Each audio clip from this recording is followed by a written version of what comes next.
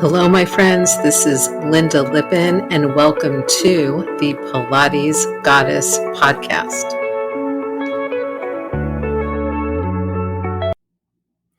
Well, hello, everybody. It's your host, Lynda Lippin, and welcome back one more time to the Pilates Goddess podcast. Today, I am taking on a topic that can be a little bit controversial. I might piss some people off. That's okay. I'm fine with that. And today we are talking about whether Pilates influencers know anything about Pilates. Because I'm going to give you a short answer right here. Most of them don't. Once again, most of the quote unquote Pilates influencers on TikTok and Instagram and other places don't actually know Pilates, right? So there's some food for thought. Now, I started thinking about Pilates influencers mostly because I see the kinds of questions that potential Pilates teachers and potential Pilates clients are asking online. I also listen to what my new clients tell me when they come in to see me in the studio for classes or privates. And this is what I'm hearing a lot of, okay? I had a couple come to me for a reformer duet on Sunday. He had never done Pilates before. She had done Pilates before, but her Pilates reformer experience was really limited to how do I say it and say it nicely? Really to like Club Pilates and to mega former classes. And I think if you've listened to the podcast for like last year, you know my thoughts on on this way of teaching. So he, having never done Pilates, did a little online research and got kind of scared. He literally told me that he had seen some stuff online done on a reformer that looked scary, that looked dangerous, and he was really worried that as a relatively deconditioned kind of tight human that he would, be forced into positions that he couldn't do. And needless to say, that did not happen in class. And at the end of class, they both looked at me and said, not only did we get a great workout, but we feel really safe. We felt really comfortable on the equipment. We felt like we really understood what we were trying to do and how the equipment was either resisting us or helping us. And, it was a very, for him, it was a great experience because we didn't do any crazy things. For her, it was a great experience because she had never really explored kind of the classical basic reformer work, which is highly effective and hard. I went later on into the Pilates group on Reddit and started looking at some of the questions that Pilates consumers or potential Pilates consumers were asking there. One was, what is wall Pilates? Is wall Pilates actually Pilates, or who made that up? And I actually did a whole episode on wall Pilates, which I will link to in the show notes if you want to hear it. But even though there are some Pilates exercises that are done against a wall, there's not a lot of them. And none of them are the ones that you're seeing on TikTok and Instagram. So that whole situation of sort of using walls for resistance and using walls for positioning and using walls sometimes for instability is not a thing. and isn't Pilates. Once again, it could be fun, it could be effective in terms of exercise, but it's not Pilates. All right. Then you have Pilates influencers who are only discussing aesthetics with Pilates, right? So you have your super skinny Pilates influencers who basically just continually talk about how doing only Pilates keeps them very, very thin. Then you have your folks who just continually talk about how anybody, no matter what your body type and no matter what your size, can develop long, lean dancer lines, that anybody can reach an extremely high level of flexibility and should. That anybody should be able to do all of these exercises. And then what they're showing often is a lot of exercises that are contraindicated for most human beings. So you start to see a lot of rolling exercises. You start to see a ridiculous number of planking exercises. And yes, there are plenty of planks, side planks, front planks, reverse planks, planks all over the place in Pilates, but not all day, all the time, and not a majority of the workout.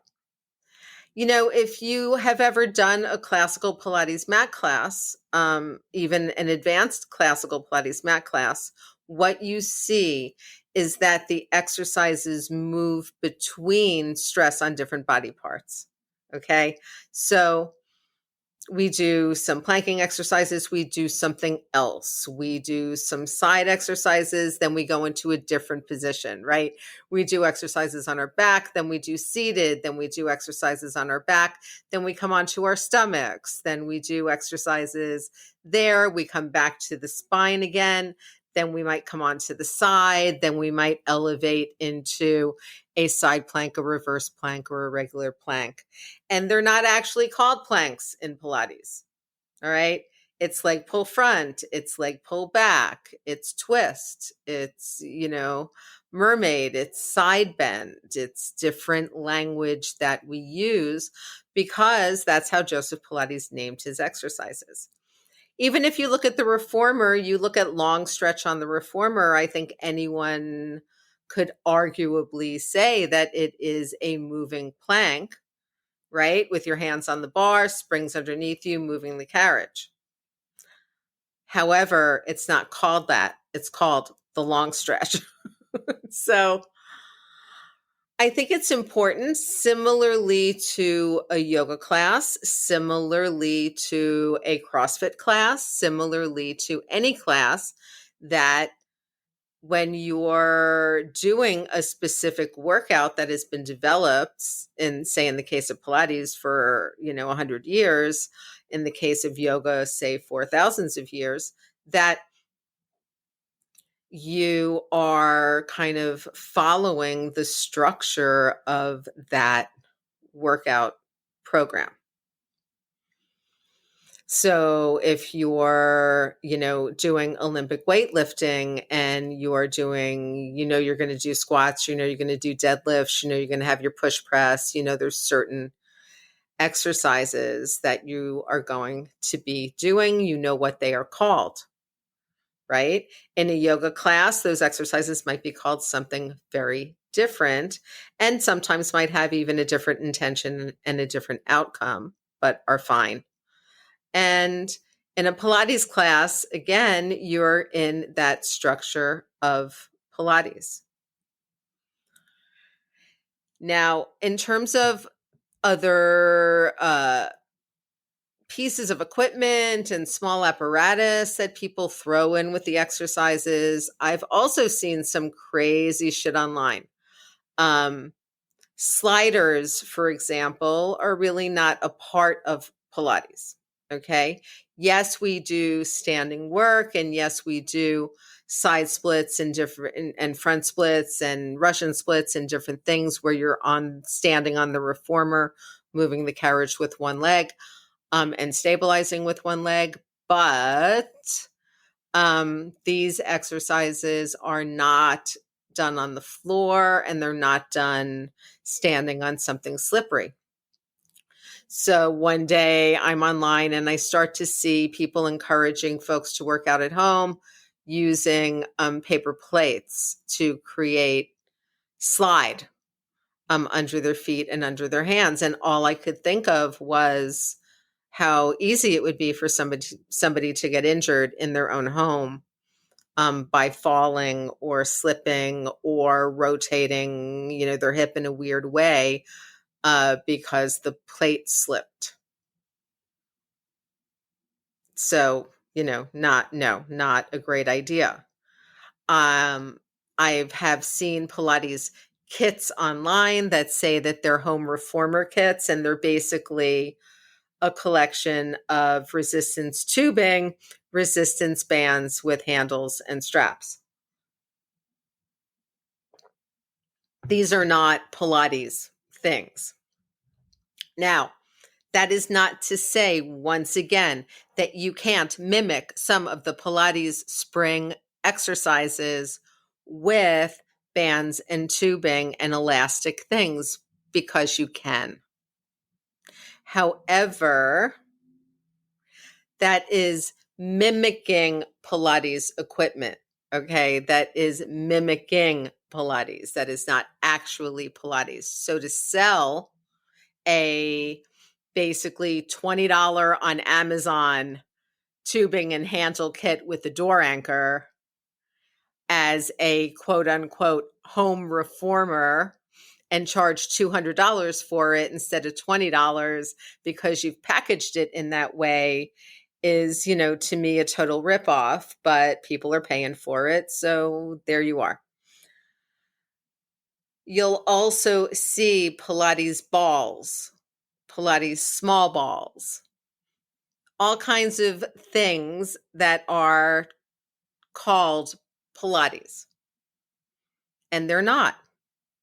Okay, remember Joseph Pilates developed this work around the First World War and between the wars. Nobody was using latex rubber and metal for exercise equipment. Okay, that wasn't a thing then. Now latex is cheap, latex is plentiful. We have tons of it.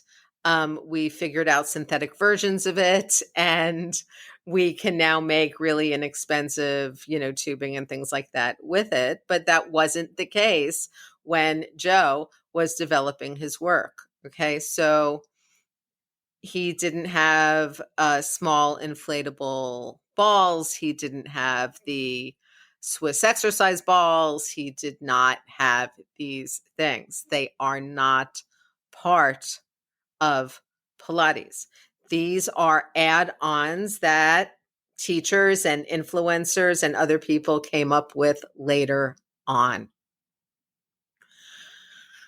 So, when you see all of these Pilates quote unquote trends on social media, and you see these Pilates trends in regular media, and you start to see these phrases and these classes, and you feel like you're really missing out on something, generally you're not.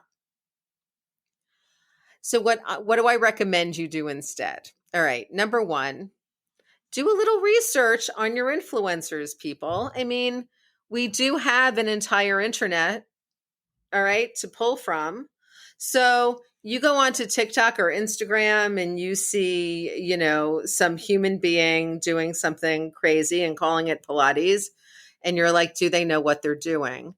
You go to Google or Bing or, whatever search engine you use, and you type in their name, and maybe you type in the word Pilates.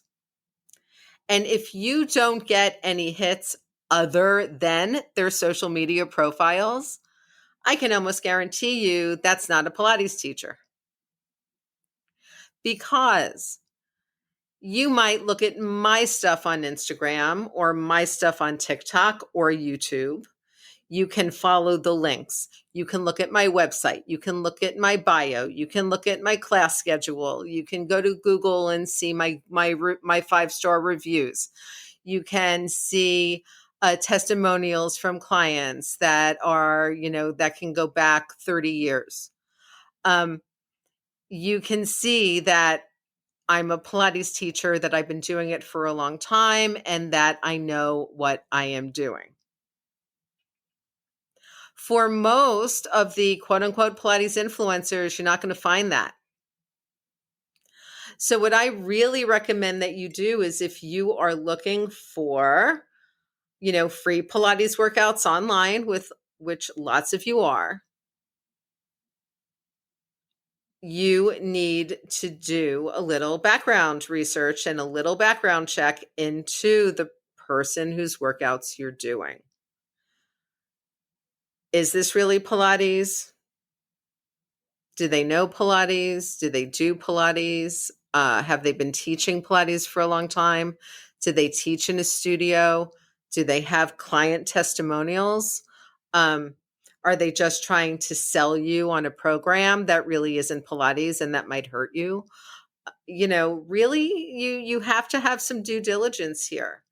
The internet is fabulous for so many things, including doing the due diligence. What it's not fabulous for is basically giving us a dump of,